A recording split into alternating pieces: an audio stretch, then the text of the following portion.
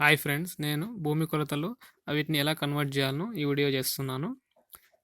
ముందుగా కొన్ని బేసిక్స్ చూద్దాం. భూమి ఒక ఫీట్ ఈక్వల్ టు మన లెంత్ అనమాట. ఇది ఒక ఫీట్ ఈక్వల్ టు 12 ఇంచెస్తో సమానం. అదే ఒక ఇంచ్ ఈక్వల్ టు 25.4 మిల్లీమీటర్లతో సమానం, లేదా 2.54 సెంటీమీటర్స్. మీకు ఇది సెంటీమీటర్ వాల్యూ, ఇది మిల్లీమీటర్ వాల్యూ.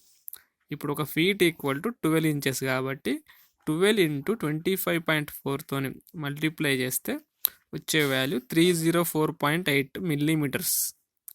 అదే మనకు సెంటీమీటర్లో కావాలంటే 30.48 సెంటీమీటర్స్, 304.8 మిల్లీమీటర్స్ లేదా 30.48 సెంటీమీటర్స్. ఇది ఒక ఫీట్ ఈక్వల్ టు. మనకు తెలిసిన బేసిక్ ఏంటంటే ఒక సెంటీమీటర్ ఈక్వల్ టు 10 మిల్లీమీటర్తో సమానం.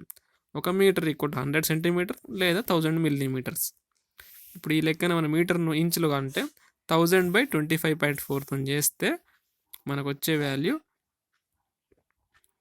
39.37 ఇంచెస్ అనమాట. ఒక మీటర్ ఈక్వల్ టు 39.37 ఇంచెస్ అనమాట ఒక మీటర్. ఒక ఇంచ్ ఈక్వల్ టు 0.0254 మీటర్స్ అంటే 2.54 సెంటీమీటర్స్ లేదా 25.4 మిల్లీమీటర్స్ లేదా 0.0254 మీటర్స్.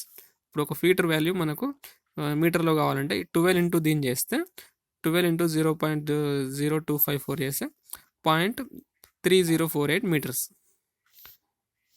0.3048 మీటర్స్ ఫీట్ వాల్యూ, లేకపోతే 30.48 సెంటీమీటర్స్, లేక మీకు మిల్లీమీటర్లు కావాలంటే 304.8 మిల్లీమీటర్స్ ఒక ఫీట్ వాల్యూ. ఇప్పుడు మనకి తెలిసిన విలువలను గజము, ఎకరం, గుంట ఎలా ఉందో చూద్దాం. మామూలుగా మనకు తెలిసిన ప్రకారం 3 ఫీట్లకు ఒక గజం కాబట్టి 3 ఇంటూ 30.48 చేస్తే 91.44 సెంటీమీటర్స్ అనమాట. లేదా మీటర్లో కావాలంటే 0.9144 మీటర్స్ ఒక గజం వాల్యూ. అదే మన